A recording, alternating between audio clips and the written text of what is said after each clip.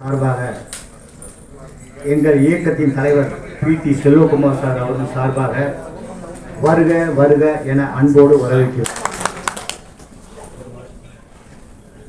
அடுத்ததாக இப்போது நாம் தயாரிப்பாளர் சங்கத்தின் தலைவர் போட்டியிடும் தமிழ் குமரன் சார் அவர்களை மேலைக்கு அழைக்கிறோம், அன்போடு அழைக்கிறோம். கிளாஸ் பண்ணுங்க.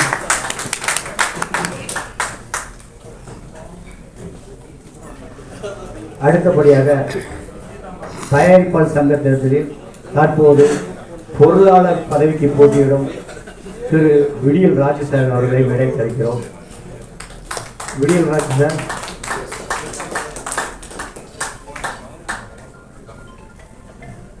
அடுத்ததாக காமராசு படம் திரைப்பட தயாரிப்பாளர் திரு வனராஜா அவர்களை மேடைக்கு அழைக்கிறோம்.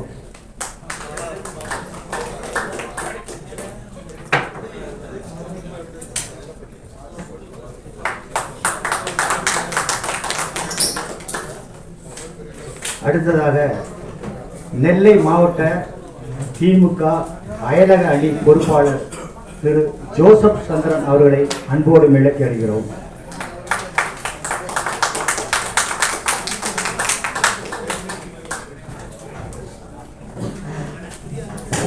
அடுத்ததாக மஞ்சள் வீரன் தயாரிப்பாளர் இயக்குனர் திரு செந்தில் சொர்ணம் அவர்களை மேடைக்கு அழைக்கிறோம்.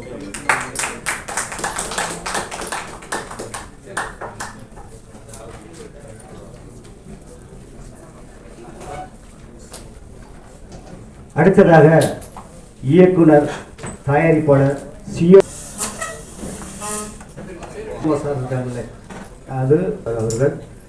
அவர்கள் பார்த்தீங்கன்னா அவருடைய சேவை மனப்பான்மை, அதாவது பார்த்தீங்கன்னா இந்த கன்னியாகுமரி மாவட்டத்தில் அவர் பேரை எங்கே கேட்டாலும் ஒரு சின்ன பிள்ளையிலேருந்து பெரிய ஆள் வயசானவங்க வரைக்கும் யார்கிட்ட வந்து பி.டி. செல்வகுமார் அப்படின்னு கேட்டாங்கன்னா அவங்க பேரை உடனே சொல்லுவாங்க.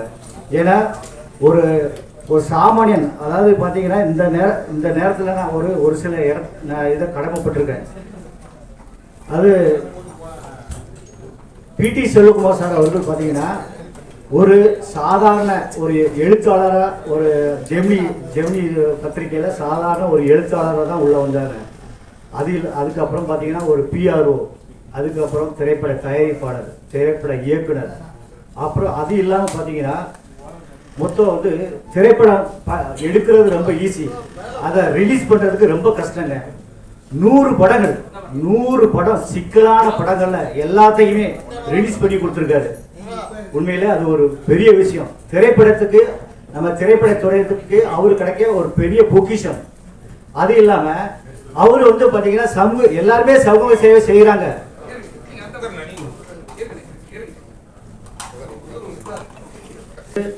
சில பேருக்காக மட்டும் செய்வாங்க, ஆனா அவர் அப்படி கிடையாதுங்க. அவரு திரு உச்சத்தில் இருக்கிறார். அது மெயினான காரணம். அது வந்து உண்மையிலே தமிழ் திரைப்பட பத்திரிகையாளரையும் நான் பார்த்ததில்லை. அவர் சாதாரண ஒரு பத்திரிகையாளராக தனது வாழ்க்கையை துவங்கி விரைவில் எம்எல்ஏவாக, மந்திரியாக வரப்போகிறார். அவ்வளவு உழைப்புகளை அவரிடம் இருக்கிறது. இங்கே பாருங்க, இந்த மேடையில் பார்த்தீங்கன்னாலே உங்களுக்கு தெரியும், நடக்காததை, நடக்க முடியாததை நடத்தி காட்டக்கூடியவர் பி.டி. செல்வகுமார். இன்றைக்கு எதிரும் புதிருமாக இருக்கக்கூடிய 2 பேரை இங்க பாருங்க, பக்கத்துல உட்கார வச்சிருக்காரு. இந்த எலெக்ஷன் முடிஞ்ச பிறகுதான் இவங்க ஒன்னா உட்காருவாங்க. ஆனா எலெக்ஷனுக்கு ஓட்டு கேட்கும் போதே ஒன்னா உட்கார வச்சிருக்காரு பாருங்க.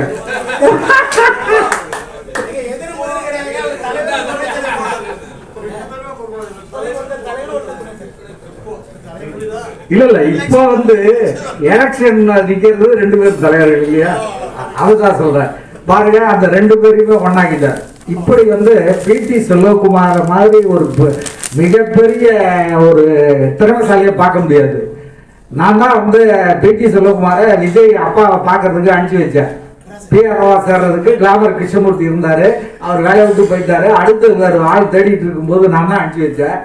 அங்க போயிட்டு அந்த விஜய், சாதாரண ஒரு விஜய், அந்த விஜயை வந்து இன்னைக்கு இவ்வளவு பெரிய நடிகரா இவ்வளவு பிரபலமானவரா ஆக்கியிருக்காருன்னா அதுக்கு காரணம் செல்வகுமார். அதுக்கான பல ஒர்க் அவர் பண்ணியிருக்காரு. அதெல்லாம் நான் வெளியில சொல்ல முடியாது. விஜய்க்கே தெரியுமா தெரியாதான்னு எனக்கு தெரியாது, சந்திரசேகருக்கும் தெரியுமா தெரியாதான்னு தெரியாது. அப்படி அதாவது ஒரு சின்ன படத்துல நடிச்சுட்டு அந்த நடிகர் வந்து பிரபலமே ஆகல, அவரை ஒரு பெரிய நடிகனா காட்டணுங்கிறதுக்காக பல விருதுகளில் போய் அவருக்கு ஒரு சிறந்த நடிகர் விருது கொடுங்க அப்படின்னு இவர் தான் கெஞ்சி கெஞ்சி வாங்கி கொடுத்தாரு. அதுக்கான ஆதாரங்கள் என்கிட்ட இருக்குது. அப்படிப்பட்ட ஏன்னா விஜயே பெரிய ஆள் ஆக்கினவர் இவர் தான், அது வெளியில தெரியாது. இன்னைக்கு இவர் சொன்னார்னா எல்லாரும் சிரிப்பாங்க, இவர் தான் என்ன ஆக்கிட்டாருங்க அப்படின்னு. அதுதான் உண்மை. அப்படிப்பட்ட பி.டி. செல்வகுமார் இன்றைக்கு சரியான இடத்திற்கு சென்றிருக்கிறார். திராவிட முன்னேற்ற கழகத்திலே இணைந்து பாருங்க, இணைந்த ஒரு மாதத்திலேயே அவருக்கு மத்திய அணி இணைச் செயலாளர் பொறுப்பு கிடைச்சிருக்கு. ஏன்னா இவருடைய உழைப்பு அவங்களுக்கு தெரியும். எந்த ஒரு இயக்கமும் ஒரு தொண்டனின் உழைப்பை வந்து கவனிக்கிறாங்களோ, கவனிச்சு அவனை கௌரவிக்கிறாங்களோ அந்த இயக்கம் தான் வளரும். அதை வந்து செல்வகுமார் தான் இந்த இயக்கம் கவனிச்சு அவருக்கு இந்த பெரிய பொறுப்பை வழங்கியிருக்கு. விரைவில் அவர் வந்து கன்னியாகுமரி மாவட்டத்தில் சட்டமன்ற உறுப்பினர் வேட்பாளராக நிறுத்தப்பட்டு எம்எல்ஏ ஆகி அடுத்து மந்திரியாகவும் அவர் ஆகணும்னு உங்கள் சார்பாக நான் வாழ்த்தி இந்த பொன்னாடையை அணிவிக்கிறேன்.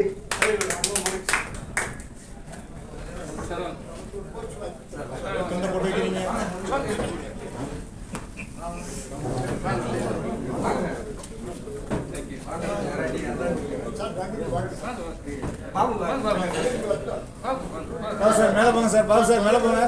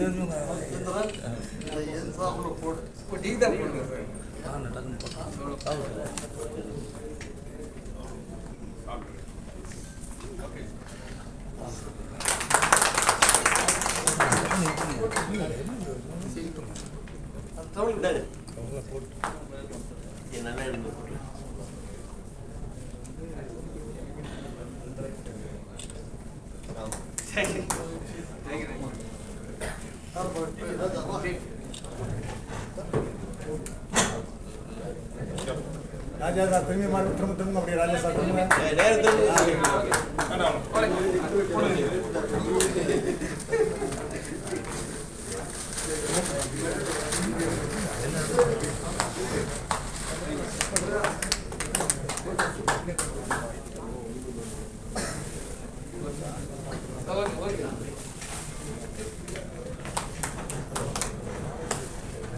செல்வகுமார் சார் அப்படியே முரளி சார் பக்கம் அப்படியே முரளி சார் பக்கம் அப்படியே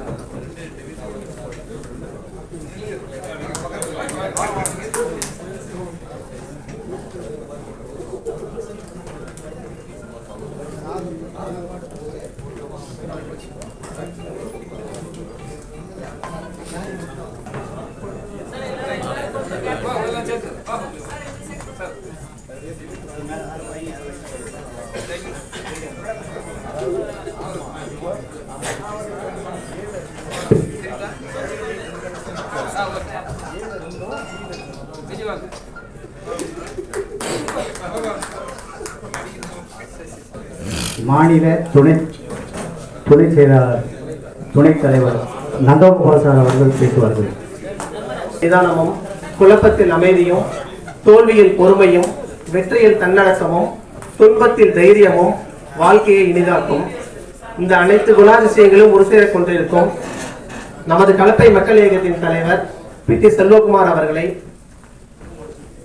வாழ்த்த வயதில்லை, வணங்குகிறேன். நன்றி. சொல்லுங்க சார். பி.டி. செல்வகுமார் சாரோட வளர்ச்சி, அவருடைய எங்கள் தேனண்டா அப்படின்னு சொல்கிற தொடர்பு வந்து ஆரம்ப காலத்துலேருந்து அவருடைய முதல் படம் அவர் உதவி இயக்குனராக வி.சி. கோநாதன் சார்கிட்ட இருந்தார். அப்புறம் அந்த படத்தோட பேர் மனைவிக்கு மரியாதை, அதோடைய தயாரிப்பாளர் நான் தான். அன்னைக்கு எங்களுடைய தொடர்பு இருந்தது. ரொம்ப சிம்பிள், ஆனால் வேலை செய்கிறது எல்லாமே பெரிய பெரிய வேலைகள் பண்ணிகிட்டு இருக்காரு. ஆனால் ரொம்ப சாதாரணமாக அடக்கமாக இருப்பார். இது எல்லாருக்கும் வராது. ஒரு சின்ன வேலையை பண்ணிவிட்டு ₹1 வேலையை பண்ணிவிட்டு 10,000 ரூபாய்க்கு வேலை பார்த்த பேர் இருக்கிறாங்க. ஆனால் அவர் 10,000 ரூபாய்க்கு வந்து ₹1 வேலை பார்த்த பேர் தான் அடக்கமாக இருப்பார். அவர் வேலை பேசப்படுது. அதுக்கு உதாரணங்கள் நிறையா இருக்குது. ரோஜா சார் சொன்ன மாதிரி விஜய் சார் இதுலேருந்து அவருடைய உழைப்பு வந்து பல மேடையில் உள்ள பெரியவர்களுக்கும் பத்திரிகை நண்பர்களுக்கும் எனது பணிவான வணக்கங்கள். பிடி செல்வகுமார் சார் கிட்டத்தட்ட எனக்கு ஒரு 20 வருஷமாக என்னுடைய நண்பர். அவர் வந்து கலப்பை மக்கள் இயக்கம்னு சொல்லி அவர் அப்போ இருந்து இன்னைக்கு வரைக்கும் ஒரு சேவை பண்ணிகிட்டு இருக்காரு. ஆனால் ஸ்டேட்டஸ்லாம் போடுவார். அந்த கன்னியாகுமரி டிஸ்ட்ரிக்டில் பார்த்தீங்கன்னா இவர் முன்னாடி பேசின மாதிரி அவ்வளோ தொண்டுபடி எந்த எதிர்பார்ப்பும் இல்லாமல் பண்ணிகிட்டு இருக்காரு. போன முறை ஈஸியில் சுயேட்சையாகன்னு வெற்றி பெற்றாரு. அது மாதிரி எல்லாரும் கூடயும் ஒரு பண்பாக பழகக்கூடிய ஒரு மனிதர். ரொம்ப எளிமையானவர். ஒரு பன்முக திறமை உள்ளவர். நடிகர், நடிச்சிட்டாரு, டைரக்ட் பண்ணாரு, தயாரிப்பாளர். அது மாதிரி இந்த முறை அரசியலில் ஒரு பெரிய வெற்றி அடைன்னு வாழ்த்துக்கிறேன். அதே மாதிரி அவருக்கு எல்லாரும் கூடயும் எளிமையாக பழகுவார். ரொம்ப பண்பான மனிதர். இப்படி ஒரு மனிதர் பார்க்க ரொம்ப கஷ்டம். என்னுடைய நெருங்கிய நண்பர். இன்னும் மேலும் மேலும் வளர வாழ்த்துக்களை விட வேண்டியது. இனிய வணக்கம். நான் விடியட்ராஜு. நம்ம செல்வகுமாரை பற்றி எல்லாருக்கும் தெரிஞ்சது சினிமா, பிஆர்ஓ, அவர் விஜயனுடைய மேனேஜர், ப்ளஸ் டைரக்டர், உதவி இயக்குனர், இப்படிலாம் பல விஷயங்கள் இருக்கும். நானும் செல்வகுமாரும் 1992 சென்னையில் ஒரே ஒரு ரூம், 2 பேரும் ஒரே இடத்துல பணியாற்றும். அதுலேருந்து எங்கள் பயணங்கள் ஸ்டார்ட். இன்னைக்கு திமுக அவருக்கு வர்த்தக அணி அப்படின்னு ஒரு அணியை கொடுக்குறாங்கன்னா இது 92 அவர் ப்ரூவ் பண்ணார். அந்த பிஸ்னஸ்க்கு நாங்கள் என்ன பண்ணுவோம்னா ஒரு விசிட்டிங் கார்டு எடுத்துக்கிட்டு தெருவாக வந்து மார்க்கெட்டிங் பண்ணுவோம். அப்போ செல்வகுமார் சொல்லுவாப்புல இது தேவையில்லாத வேலை, 15 நிமிஷம் ஸ்டாம்ப் ஓட்டி ஒரு எல்லோ பேஜஸில் அட்ரஸ் எடுத்து நம்ம அதை போஸ்ட் பண்ணிட்டோம்னா நம்ம நினைக்கிற 1000 பேர் 5000 பேருக்கு ரீச் ஆகிடும். இந்த 5000 பேர் ரீச் பண்ணுறது நம்ம நேராக போனோம். அவ்வளோ கடினமான வேலையாக இருக்கும்னு சொல்லுவாப்புல. அப்போ லா முடிச்சுட்டு வந்த சென்னைக்கு அதை ஃபர்ஸ்ட் டைம். ஸோ அந்த நேரத்தில் அவருடைய வர்த்தகவுடைய திறமைன்றது ரொம்ப பெரிய திறமை. அதை இன்னைக்கு திராவிட இயக்கம் வந்து அவருக்கு வர்த்தக அணிகை துறை செயலாளராக கொடுத்தது ரொம்ப சந்தோஷமான விஷயம். அதே போல மென்மேலும்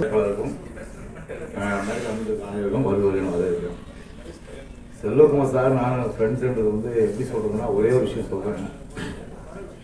ரொம்ப நெருங்கிய நட்பு. நான் நிறையா வந்து ஒன்றா காரில் போவோம். நிறைய விஷயம் நாங்கள் என் கூட அதிகமாக நாங்கள் தான் ஸ்பெண்ட் பண்ணிருக்கோம். அவரோட ஸ்பெண்ட் பண்ணியிருக்கேன். அவர் திருச்சியில் ஒரு தனலட்சுமி காலேஜ் ஒரு மெடிக்கல் ஒரு ஃபங்க்ஷன் போயிருந்தார்.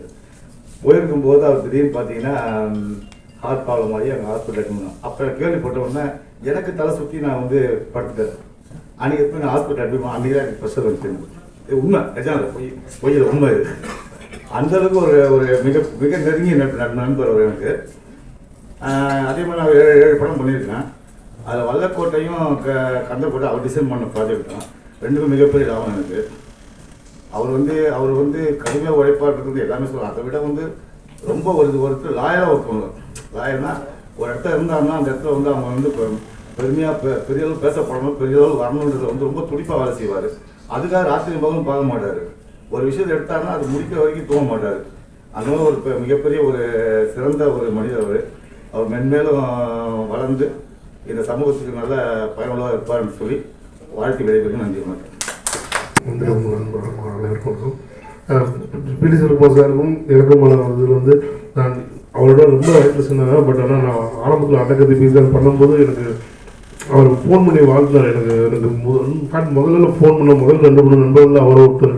எனக்குலாம் ரொம்ப ஆச்சரியம். இவ்வளோ பெரிய யாரெல்லாம் நம்மள ஃபோன் பண்ணி பேசுகிறாங்களே அப்படின்ற அளவுக்கு அந்தளவுக்கு ஒரு எளிமையான மனிதர். அவரோட வெற்றிக்கு வாழ்த்துக்கள். இன்னும் மென்மேலும் சார் சொன்ன மாதிரி ஒரு மந்திரியாகி சமுதாயத்துக்கு மிக பயனுள்ள வேலை அமையணும்னு என்னோட வாழ்த்துக்கள் தெரிவிச்சுக்கிறேன். நன்றி. தேங்க்யூ.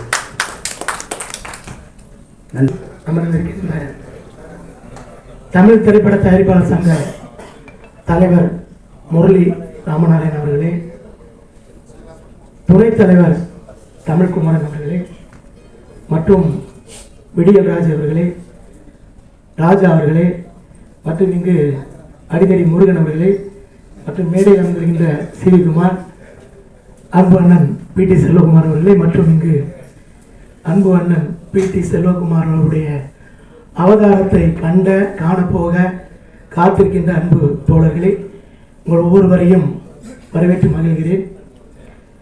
மங்கையராய் பிறப்பதற்கு மாதவம் செய்திட வேண்டுமம்மா அப்படின்னு சொல்லி பாரதி அன்று சொல்லியிருக்கிறாரு. நம்ம புஸ்தகத்தில் படிச்சிருக்கோம்.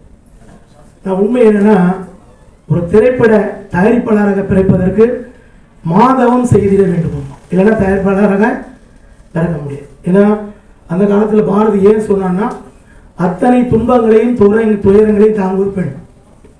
அதே போல சினிமாவில் அத்தனை பேருடைய துன்பங்களையும் துயரங்களையும் தாங்குவது யாரு? இந்த தயாரிப்பாளர்கள். இதுக்கு கை தட்ட மாட்டீங்களா? ஆமாம். ஏன்னா எல்லாருக்கும் அவங்க வீட்டில் இருந்து அல்லது ரியல் எஸ்டேட் பண்ணி அல்லது கஷ்டப்பட்டு அரும்பாடுபட்டு காசு பணத்தை கொண்டு வந்து எல்லா டெக்னீஷியன் கொடுத்துட்டு கடைசியில் ஒரு ஹோட்டல் இருப்பார், சந்தோஷமா இருப்பார். நான் பெற்ற பிள்ளை எல்லாம் ரொம்ப நல்லா இருக்கு, நடிகராக இருக்காரு, டைரக்டராக இருக்காரு, அவராக இருக்காரு, இவராக இருக்காரு. இவர் இன்ட்ரோடியூஸ் பண்ண யார் தெரியுமா? இவர் கீழே இருப்பார். அது வந்து இது யாரையும் கூட சொல்வதற்கு இல்லை. ஏன்னா இறைவனுடைய சிருஷ்டியே இதுதான். அதுபோல் நம்ம அண்ணன் பிடி செல்வகுமார் அவர்கள் விஜயை உருவாக்குனதா நீங்களாம் சொன்னீங்க.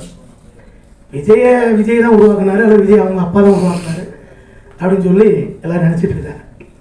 அப்போ இவர் வந்து விஜய்க்காக ஆஞ்சநேயராக இருந்தாரா அல்லது அணிலாராக இருந்தாரா நமக்கு தெரியும். ஏன்னா அவரை சேர்ந்த உடனே இப்படி ஒரு பதவி அனௌன்ஸ்மெண்ட் பண்ண மாட்டாங்க.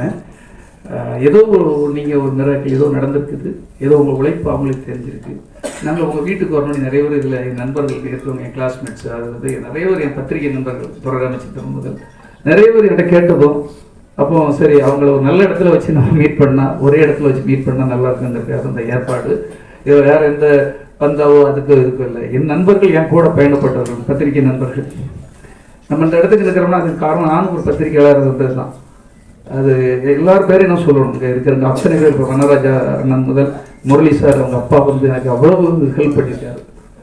ராமநாராயணன் சார்லாம் எனக்கு நிறைய படம், கிட்டத்தட்ட ஒரு 25 படமாக அவங்க கூட நான் பிஸ்னஸ் பண்ணியிருப்பேன். நான் பிஸ்னஸ் பண்ணாத இடமே கிடையாது. அவர் சொல்லியிருப்பாரு, விஜய் தான் வளர்ந்தாரு, விஜய் தான் அவர் வளர்த்து விட்டாங்க. அப்படி கிடையாது.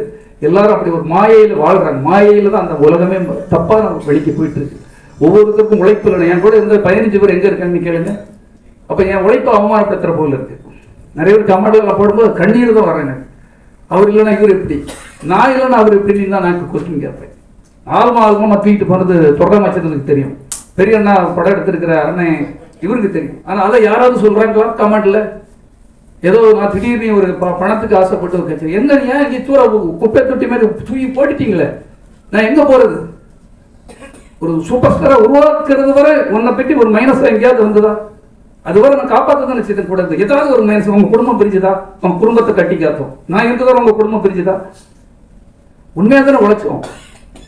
அந்த உண்மையை தெரியாத விஷப்பாம்புகள் அங்கங்க காலும் கையை சுத்திட்டு அப்படிதான் இருக்கும். எனக்கு என் நண்பர் முரளி தெரியும். முரளி மாதிரி ஒரு ப்ரொடியூசர் அதுக்கு ஒரு எவ்வளவு கஷ்டப்பட்ட வெளியே சொல்ல மாட்டாங்க. பெரிய நடிகர் இருக்கும்போது சொல்ல மாட்டாங்க. ஏன் சார் அப்பா எங்க போனீங்க? அப்பா இப்படி கூட வேலை பார்த்துட்டு எவன்டா கூட இருக்குன்னு சொல்லுவான். அவன் எவ்வளவு பெரிய துரோகியா இருக்குன்னு வெளியே சொல்ல முடியாது. ஏன்னா அங்க வேலைக்காரன், நம்ம ஒரு வேலைக்காரன் தானே. ஆனா வேலைக்காரன் உயரக்கூடாதா? அவன் அடுத்த கட்டத்துக்கு வரக்கூடாதா? ஆசைப்படக்கூடாதா? இப்போ முருகன் ப்ரொடக்ஷன் மேனேஜர் இருந்தால் வாழ்நாள் முழுக்க ப்ரொடக்ஷன் மேனேஜர் இருந்தால் சாகணுமா? அப்படி ஏதாவது நியதி சட்டங்கள் வச்சிருக்காங்கன்னு கேட்குது. அப்போ நம்ம வளரக்கூடாதா? தலைமுறை பல விதங்கள்லாம் ட்ரை பண்ணி பார்த்தா நீங்கள் அவரை பாருங்க இவரை பாருங்கும்போது எனக்கு ஒரு கை கொடுக்க ஒரு ஆள் வேணும் சார். நான் அந்த பகுதியில் ஏதாவது பண்ணணும். என் பகுதியில் நான் வாழ்கிற பகுதிக்கு ஏதாவது பண்ணணும். கடவுள் வழியை விட்டுருக்காரு. கலப்பை மக்களுக்கு மூலம் 10 25 கலையரங்கங்கள், 9 பள்ளிக்கூடங்கள், 30 குழந்தை தூர்வாரிக்கு தனிநபரா சொன்ன கண்ணீர் தான் விடுவீங்க சார். இதுவரை நான் அதை வெளியெல்லாம் ரொம்ப சொல்லலை. என் வாழ்க்கை முழுக்க அங்கே போட்டிருக்கேன். நீ வேணா வந்து ஊர்ல இருந்து பாருங்க, கேளுங்க யாருக்கு. அப்போ ஒருத்தர் உழைச்சி வரதை நீங்க போட மாட்டீங்க. அவன் தும்முனான், கார் அவரே திறந்துட்டாரு சார், அவர் தண்ணி பாட்டில் அவரே எடுத்து குடிக்கிறாரு சார், இதெல்லாம் நியூஸ் ஆகுது. அவர் தண்ணி பாட்டில் அவர் குடிச்சிட்டாரு சார், கார் திறந்துட்டாரு சார், இதெல்லாம் நியூஸ். ஆனால் இவ்வளவு உழைச்சிருக்காங்க ஒரு தனிநபர் பிஏவா இருந்தா இவ்வளவு உழைச்சிருக்காங்கன்னு சொல்லி அதை கையெழுத்து பண்ணலாமா பண்ணக்கூடாதா? உண்மையிலே தானே எனக்கு எவ்வளவு உழைப்பு எவ்வளவு கஷ்டம் இருக்கு நினைச்சு பாருங்க.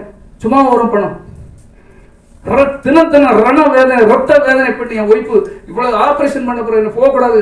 டாக்டர் வந்து 6 மாசம் நீ ஓய்வு எடுக்கணும். 1 மாசத்துக்குள்ள நான் வெளியே வந்துட்டேன். என்னால் இருக்க முடியல வீட்டுக்குள்ள. ஏன்னா உழைச்சு பழக்கப்பட்டோம். இல்லை எல்லாம் ஈஸியாக நினைப்பாங்க. அவர் ஈஸியாக கிடைச்சிருச்சு சார், அவருக்கு என்ன சார்? அப்படி கிடையாது. உழைச்சிருக்கும். இந்த இடத்துக்கு வரணும்னா அது அவர் முரளி சார் சொன்ன உழைக்காம அப்படி இல்லை. எனக்கு தெரியும் தமிழ்குமரன் சார் சும்மா வந்துட முடியுமா? அவங்க அப்பா பேரை சொல்லிட்டு மட்டும் வந்துட முடியுமா? உழைக்கிறாரு. இதில் வெற்றி தோல்வி எல்லாம் நாங்களாம் ஒரு குடும்பம் தான். முரளியும் தமிழ்குமரனும் விடியல் ராஜு, வனராஜா இருக்கட்டும், இங்க நிற்கிற டிடி ராஜாவா இருக்கட்டும், முருகனா இருக்கட்டும், இங்க நிற்கிற எல்லா சகோதரர்களும் எங்களுடைய சகோதரர்கள். எலெக்ஷன் முடிஞ்ச நாங்கெல்லாம் குடும்பம் தான். ஆனா பாருங்க, ஒருத்தர் வாழ்த்துக்கு 2 பேர் வந்திருக்காங்க பாருங்க. நான் யாராவது ஒருத்தர் தான் வரும்னு நினைச்சேன். ஆனா பாருங்க, அதுதான் அன்பு. முதல்ல அவங்க 2 பேருக்குமே கைத்தட்டல். இப்பவுமே வெற்றி தான். அந்த மனம் இருக்கு பாருங்க. நம்மள உள்ள ஒருத்தர் வந்து இந்த இடத்துக்கு வந்திருக்கான்னு சொல்லி வாழ்த்து வந்திருக்காங்க. கடைசி ரொம்ப சலீட் சார் வந்து இருக்கிறதுக்குமே ஒரு தலைமை பண்புள்ள இருக்கு. அதே மாதிரி என் நண்பன் விடியல் ராஜ், பாவம், அவரு உடனே எனக்காக ஹெல்ப் பண்ணி நான் வரேன், உனக்குன்னா நான் எனக்கு கேன்வசிங்கே வேண்டாம்.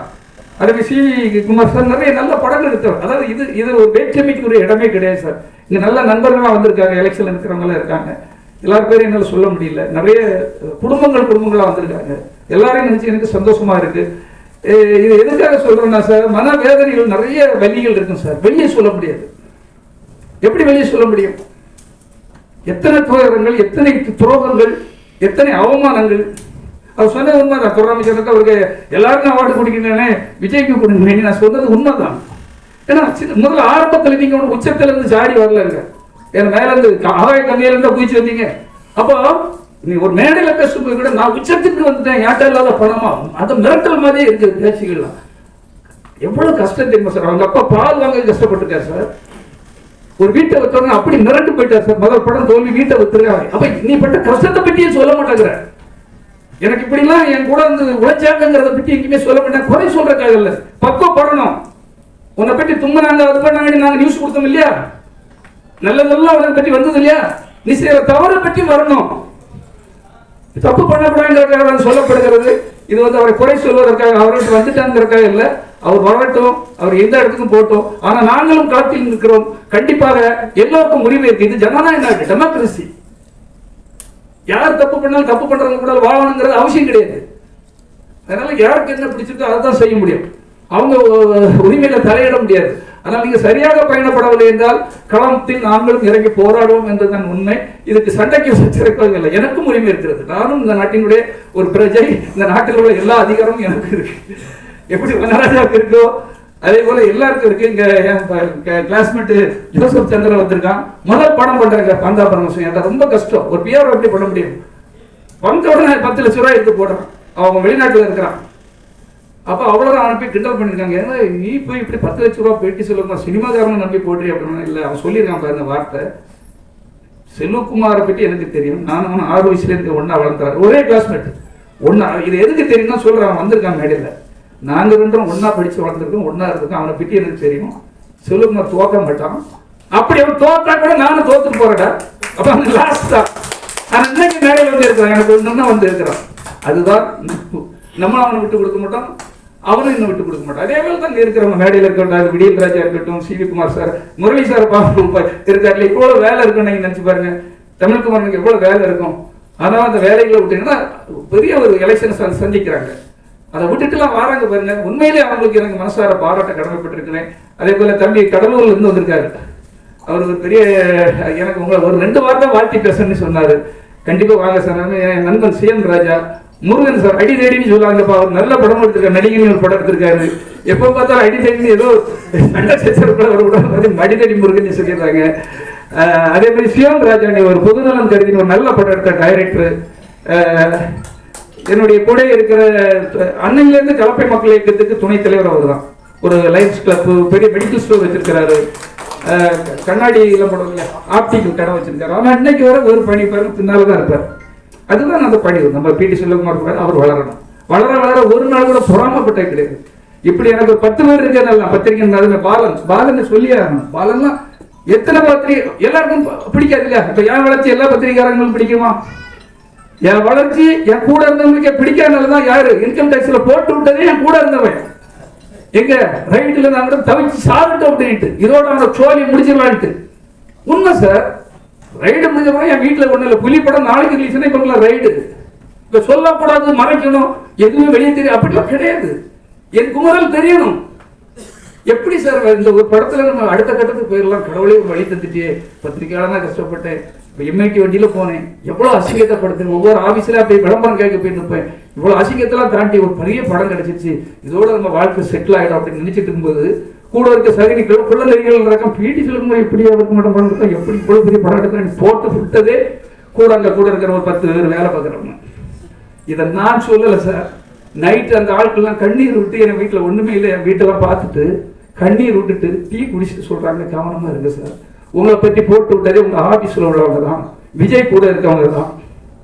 அப்போ எப்படிப்பட்ட ஒரு துரோக கும்பல் கூட அவர் வாழ்ந்துட்டு இருக்கிறாரு. புள்ள நலமாவும் சாரப்பாமும் கருணாவில் இருக்கிற இடத்துல வாழ்ந்துட்டு இருக்கிறாரு. அவர் நினைச்சிட்டு நம்ம உச்சம் எதனுக்குமே நிரந்தரம் கிடையாது. அது புருஸ்லியா இருக்கட்டும், அது ஜாக்கி சானா இருக்கட்டும், எவ்வளவு பெரிய ஆளுக்கா அது பாகவதர், அவரை விட ஒரு பெரிய சூப்பர் ஸ்டாரா தங்க தட்டில் குடிச்ச தங்க டம்ளர் தண்ணி குடிக்கிறாரு, தங்கத்திலே வாழ்ந்தவர். அவருக்கே ஒரு இடத்துல பிச்சை எடுத்து தான் சாகுறாரு சார். வாழ்க்கை நினைச்சிட்டு இருக்கிறாங்க நான் உச்சத்துக்கு உன் கூட உனக்கு உழைச்சவங்க எத்தனை பேர் இருக்கா, ஒரு வார்த்தை அவன் மேடையில் சொல்ல முடியல. ஒரு விக்ரமன் இல்லாத பூய உனக்கு சொல்லணும் சார். நான் பார்த்துருக்கேன் பூய உனக்காக அவன் படம் எப்படி பிரசாந்துக்கு போற படம் உனக்கு கிடைச்சது. அந்த ரகசியங்கள் எங்களுக்கு தெரியும், ரகசியங்களை சொல்ல முடியாது. சூப்பர் குட்ல அவங்க நாங்கள் டீ குடிச்சிட்டு இருப்போம் நைட்டுனா, நம்ம பத்திரிகையாளர் ஜெமினி சினிமாவில் இருக்கனால அண்ணனுக்கு தெரியும். நைட்டு அப்படின்னா அவர் பழமுதி சோலை அவர் ஆஃபீஸில் போய் உட்காருவேன். இந்த கதையை கேட்டதும் அப்படியே ஜெர்க்காய் போய் நிற்கிறோம். எஸ்எஸ்சிக்கு உடனே அடிக்கிறேன், எல்லாம் தெரிஞ்சுக்கணுங்கிறக்கா சொல்லி ஏதோ விஜய் பிடி சிலகுமார் ஏதோ அடிட்டு வந்துட்டாரு போயிட்டு அங்கே நீங்கள் நினைக்க கூடாது, என்ன பாடுகள்லாம் பட்டுன்னு எனக்கு தெரியும். சந்திரசேகர் சொன்னோன்னு அவர் வராரு. அவர் சொல்றதுக்கு ஒருத்தர் வேணும் இல்ல, இந்த விஷயத்த சொல்றதுக்கு ஒரு ஆள் வேணுமா வேண்டாமா சார்? அதெல்லாம் நாங்கள் நூல் அவருக்கு கஷ்டப்படுற நேரத்தில் நாங்கள் இருந்தோம் சார். ஆனால் அவர் மறந்துட்டார், ஏன்னா அவர் எங்கேயோ போயிட்டார். அது உண்மைதான். ஆனால் எங்கேயோ போனாலும் எல்லாத்தையும் நன்றி மறந்தால், அதாவது யார் யாருக்கு என்ன மரியாதை கொடுக்கணும் அந்த மரியாதை மறந்தால் கண்டிப்பாக இனி எங்க ஒன்னையோ போனியோ அதே இடத்துக்கு கீழே வர வேண்டியது இருக்கும். அது காலத்தின் கட்ட கர்மா. அது கர்மா. என் நண்பர் மோகன் பாபு சார் அவருக்கு பார்த்து, அவர் நான் 20 ஏக்கர்ல ஒரு வீடு கட்டிட்டு இருக்கேன்னு சொன்னார். அந்த வீட்டை கூட நான் பார்க்கறது எனக்கு வாய்ப்பு கிடைச்சது. வீடு அப்படி கட்டிட்டு இருக்காரு, அங்க உள்ளுக்குலாம் போக முடியாது, பெரிய வேன் எடுத்து தான் சுத்த முடியும். ஆனால் அவ்வளவு பெரிய வீடை கட்டி முடிக்கிறாரு. அந்த வீட்டில் வரால இன்னைக்கு இருக்க முடியல. கேஸ் பையங்க பெண்ணுங்க எல்லாம் கேஸ் போட்டு இன்னைக்கு அந்த வீட்டில் வாழ முடியல. சரத்பாபு சார் எனக்கு நம்பர், அவர் திடீர்னு இறந்து போனாரு. அவரு ஒரு தாஜ்மஹால் மாதிரி ஒரு வீடு கட்டுறாரு. செதுக்கி சம்பாத்தியத்தை எல்லாம் அந்த வீட்டுக்காக கட்டுறாரு. அந்த வீட்டுக்கு அவர் குடி போக முடியல சார், இறந்து போயிடுறாரு சார். இதுதான் வாழ்க்கையின் நிஜம், உண்மை. இதை புரிஞ்சுக்கிடாதவங்க அங்கே ஆடுறாங்க பாருங்க, நிறைய குடம் என்னைக்கு தழும்பா குறை போட்டு தழுப்பிக்கிட்டே இருக்க இல்லையா. நான் அப்படி சிஎம் சார் மௌதுமா சார் சும்மா இருக்காரு, அவர் பக்கத்தில் பாவம் உனக்கு விட்டுட்டு இருக்கிறது பெரிய விஷயம். இன்னைக்கு சும்மா இருக்கவங்கள அவர் பாருங்க, ஆதவ அர்ஜுனாங்கிற யாரு எங்கிருந்து வந்தவன், அவங்கெல்லாம் மோத காலக்கு நீங்க மோதிப்பார் முட்டிப்பார், நான் ரெடியா இருக்கிறேன். சும்மா பிஜேபி முட்டிப்பாருங்கிறான். அவன் நினைச்ச ஒரு நிமிஷத்துக்குள்ள என்ன செய்யணும்னு தெரியும். நீ எந்த இடத்துல இருந்து வந்திருக்கா, நீ யாருன்னு இல்லை. நீ இதை எதுக்காக சொல்றேன், எப்படிப்பட்ட திருட்டு கும்பல் உள்ள வந்திருக்குங்கிறதுக்காக சொல்றேன். நீ மோதி பாரு, இளைஞர்கள்லாம் அவன் வீட்டுக்கு வருவாங்க. அடுத்தால வந்து சொல்றாங்க மாணவர்கள்லாம் வருவாங்க. பிராடு பயில மாணவர்கள்லாம் வந்து படிக்கணும், அவன் வாழ்க்கையில ஏதாவது சாதிக்கணும். வறுமையிலே கஷ்டத்திலே விவசாய பிள்ளைங்க காலேஜ் போயிட்டு இருக்கா, நீ மாணவர்கள்லாம் அவன் வீட்டுக்கு வருவாங்க. மாணவருக்கு நீ என்ன செய்திருக்க அவங்க வரக்கு? அப்போ தவறான வழிகள், தவறான சிந்தனை, ஃபேக் ஐடி, டெய்லி தவறான நியூஸ்கள். 40 லட்சம் பேர் டிக்கெட் போட்டாங்க வெளிநாட்டுல இருந்து வராங்க. 40 லட்சம் பேர் எப்படி வர முடியும்? டிக்கெட் எப்படி போட முடியும்? தப்பா நியூஸ்களை போட்டு நீ உண்மையா போல ஒரு சின்ன விஷயம் சொன்ன சார்.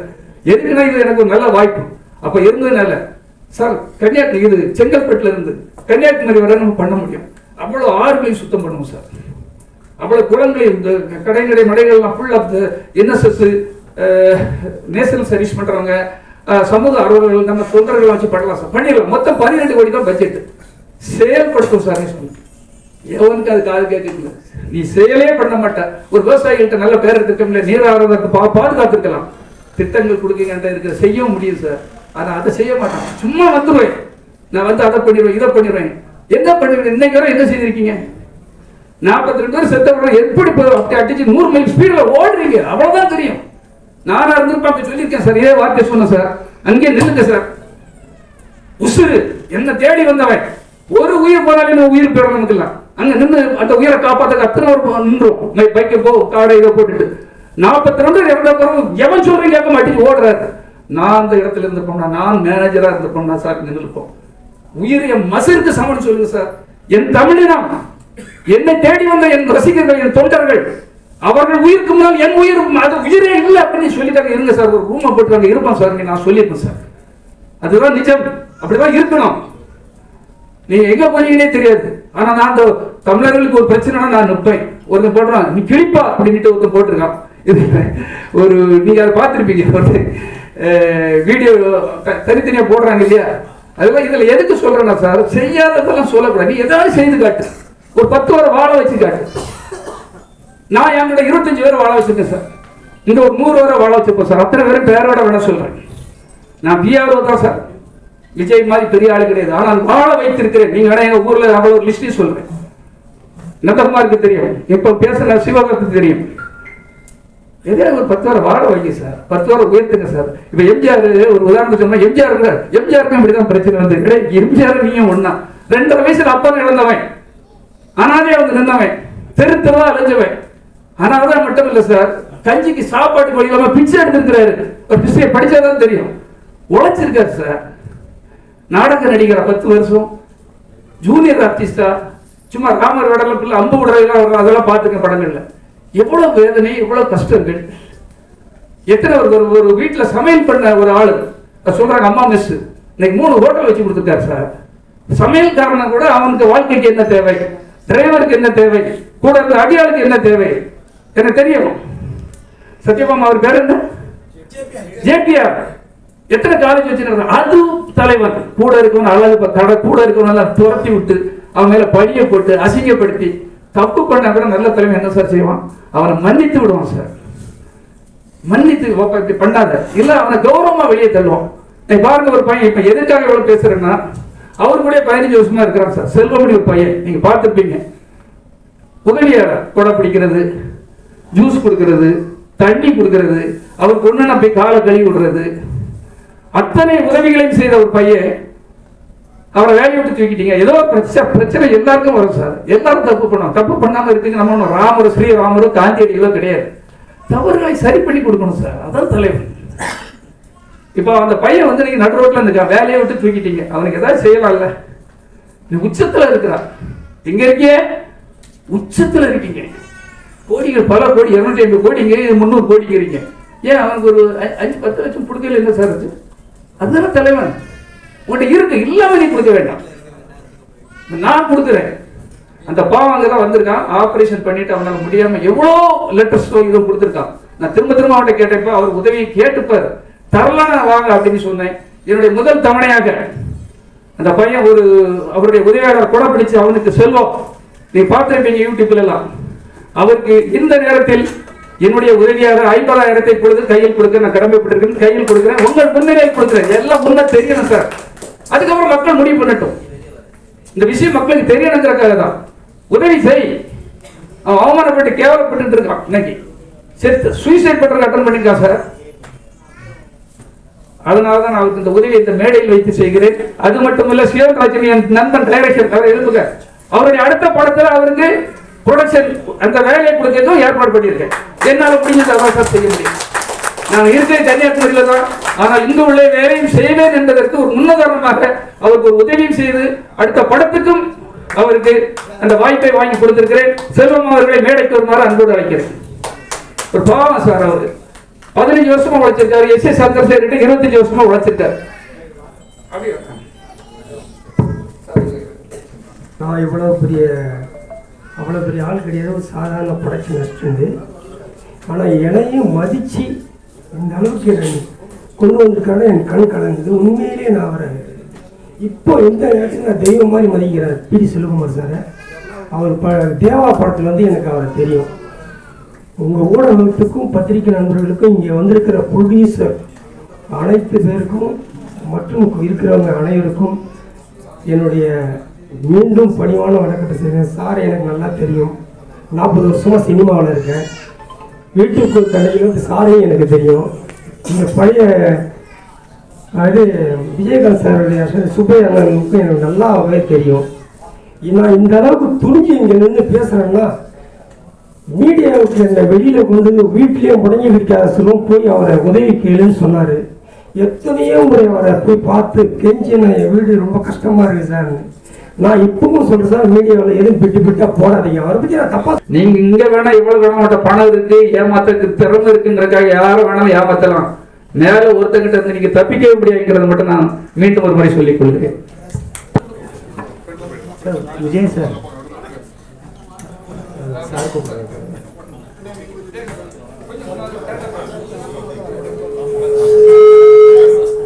நீங்கள் உள்ள வராதீங்க. பாபு பாபு பாபு அவருக்கு கொஞ்சம் பின்னாடி பின்னாடி போங்க. ஓகேவா?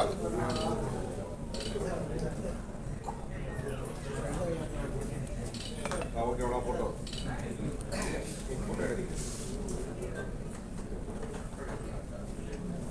Okay okay. வேற யாராவது பேச வேண்டிய இருக்குதா? ஓகே.